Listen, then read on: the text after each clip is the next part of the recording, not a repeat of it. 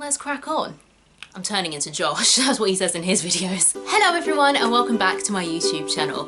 I have recently passed 2 milestones. Firstly, last week I posted my 100th video, and close to last week, not sure exactly when, because I don't keep up with my subscriber count, but I recently passed 200 subscribers. Neither of those things are actually that impressive considering the amount of time I've been on YouTube, but thank you so much for allowing me to get to those 2 milestones. So to celebrate, I'm going to be doing the small YouTuber tag because it seems like a celebratory thing, and you can learn about why I started this channel, what's inspiring me to keep going, and yeah, just to be a really fun, really casual video before we get back to regular scheduled programming. Before we get started with that, show of the week is Public Domain, which is a brand new British musical. One of the co-writers is actually a RAM alum. We were at RAM at the same time, even though we weren't on the same course, which is awesome. And it is running at the Vaudeville Theatre, I believe. Like,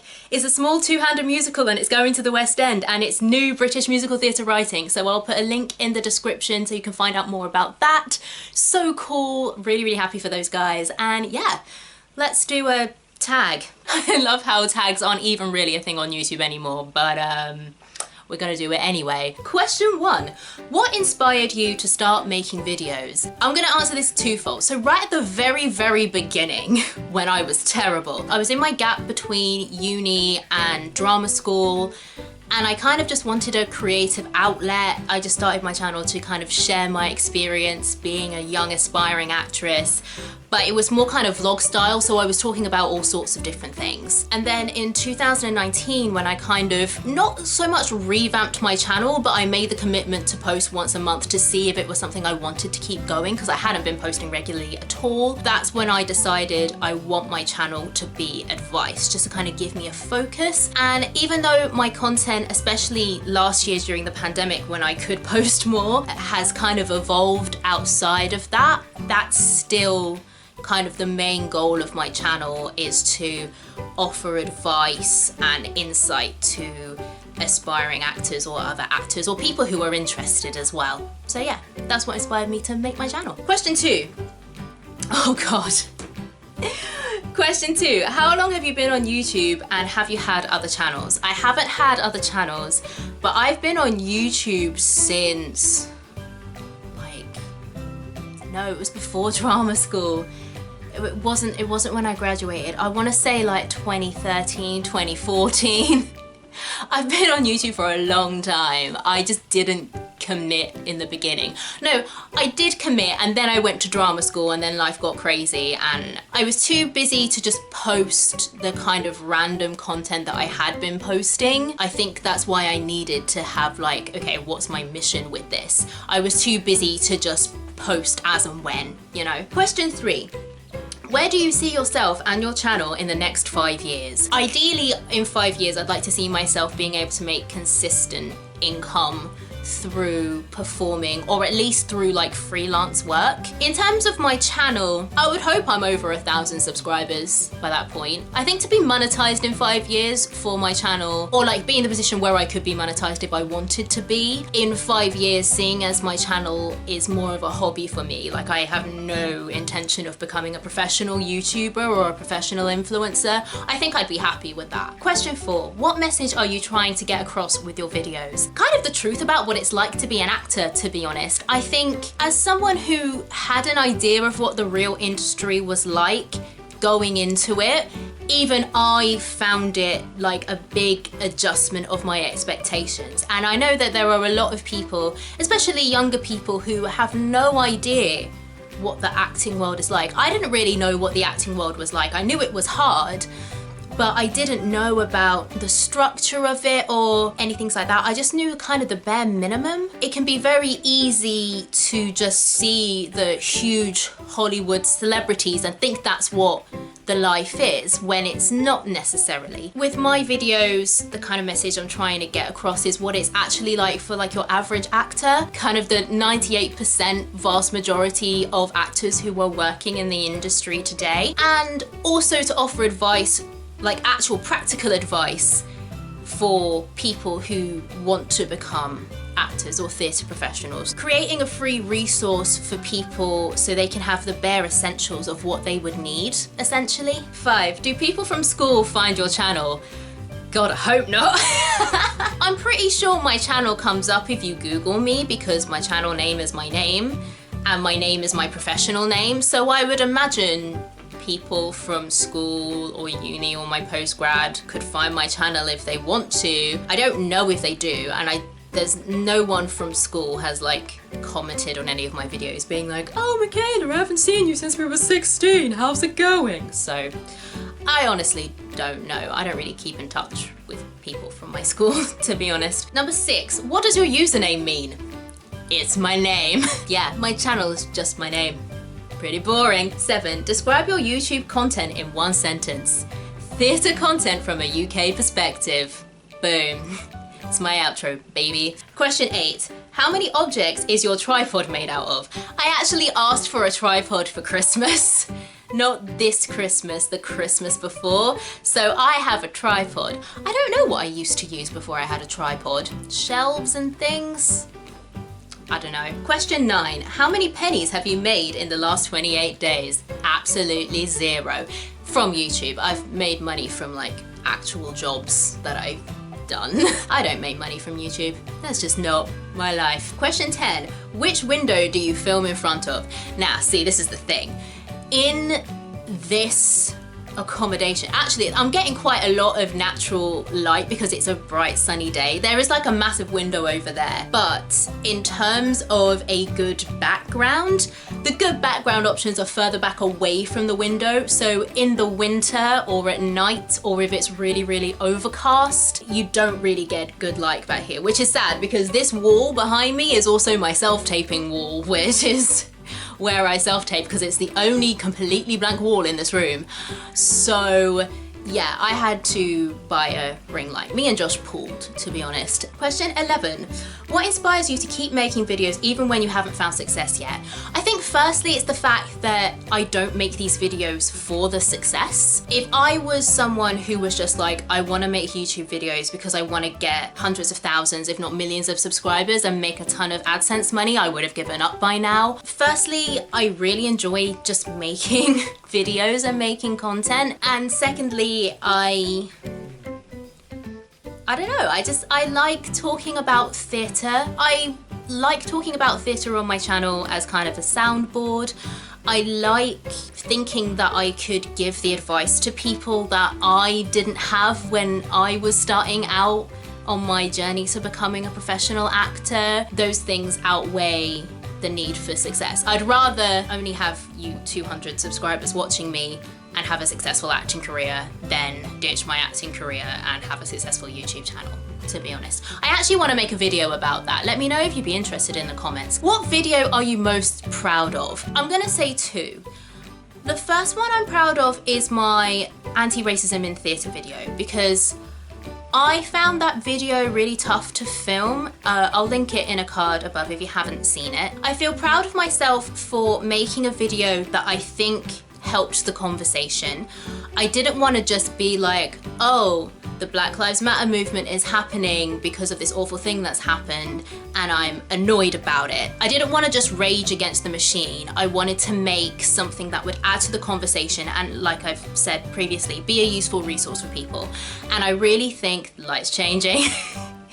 Even though I've got a ring light, the light still changes. And I think with that video, I was able to do that and do that quite eloquently. And then the second video that I'm proud of is my Death Note video because when I was making it, I was literally just making it for fun and I was not expecting it to be as well received as it was. I was really proud of myself for being able to go as in depth as I did. Again, the way I was able to articulate my thoughts without it being massively scripted as well. And just the fact that it was so well received, you know, it's not like I was a super fan of the anime or anything like that. I was literally new to the whole world. So the fact that it was so well received by fans of both the anime and the musical, and you know, being able to have really interesting discussions in the comments about it, I just thought that was really cool. So I'm really proud of me for making that video. I'm really proud of it. Who are your favorite YouTubers? Oh Lord.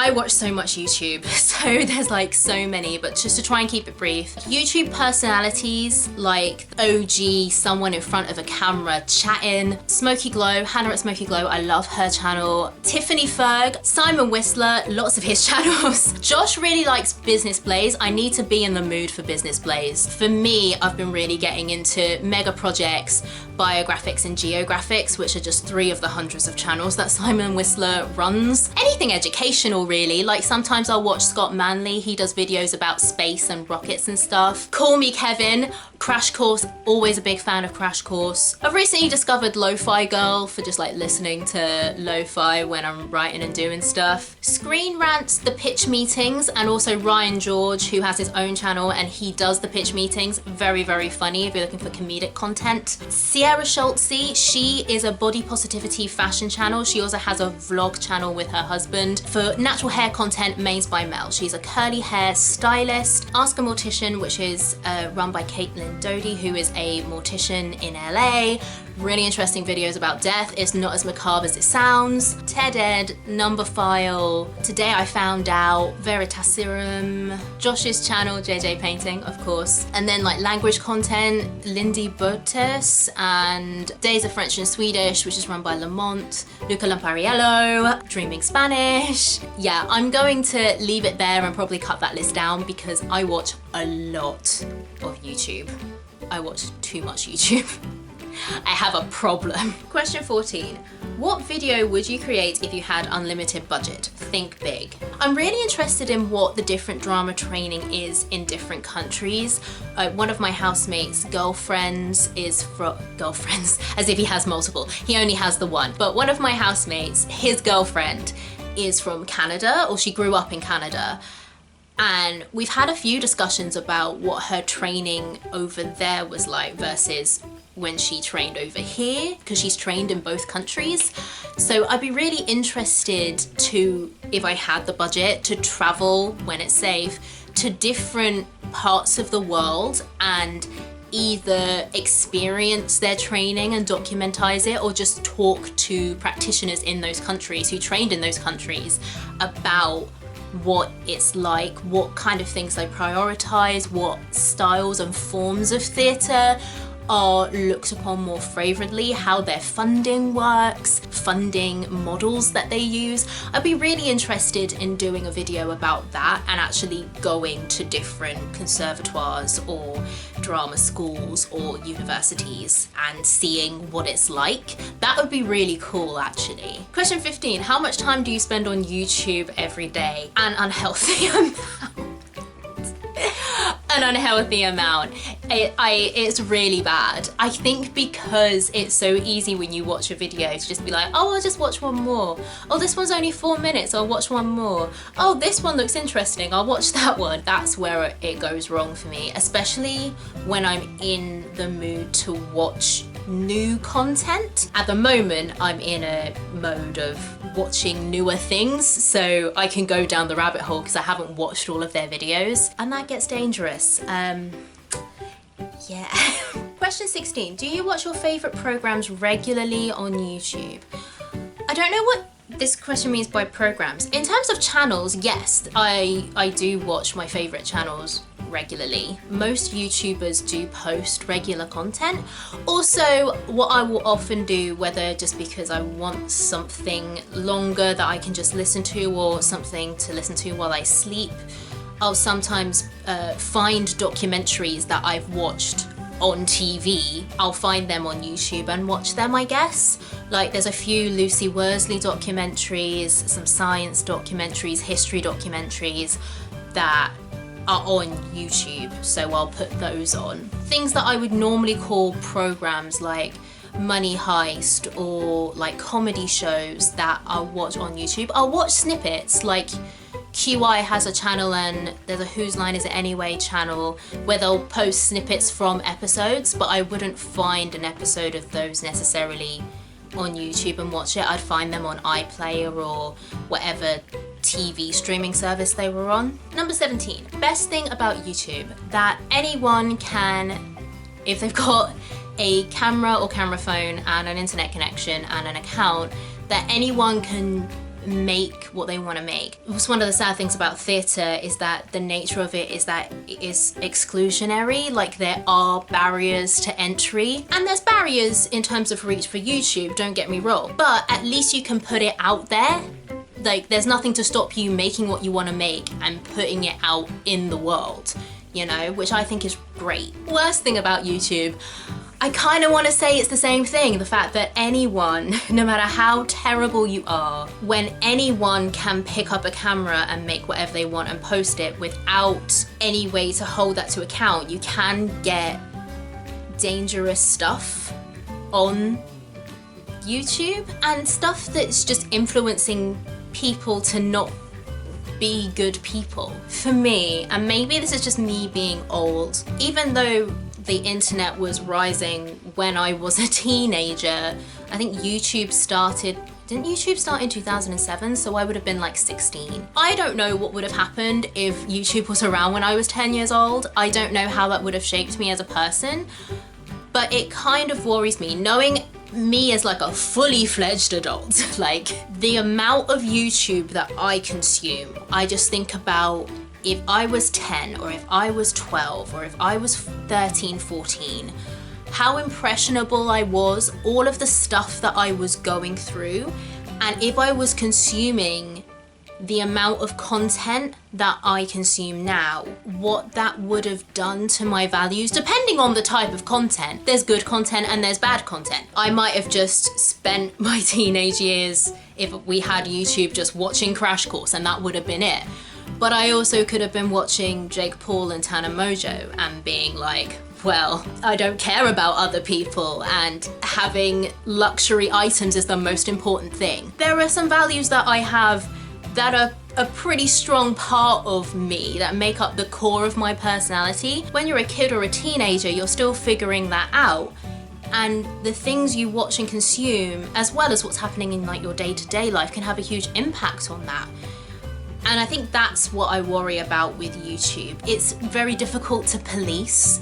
And like, how do you police that? How do you police, you know, you probably shouldn't be telling your 10-year-old followers that buying Louis Vuitton bags every week is normal. How do you police that? Yeah, it's a difficult question. But I don't think that's just a YouTube problem. I think it's a society problem. Also, just if I want to make a short answer to this, worst thing about YouTube is family channels that exploit their children. 19. Which software do you use to edit your videos? I use software called DaVinci Resolve. DaVinci's easy to use as a noob and it's free. Would highly recommend. Question 20. Which light is changing? The weather's been so changeable. Literally, it will be like sunny and now it's overcast. It's going to rain soon. It's going to rain. Right, 20. Which camera do you use to record videos? I use like a Sony camera. I might go get it actually, 2 secs.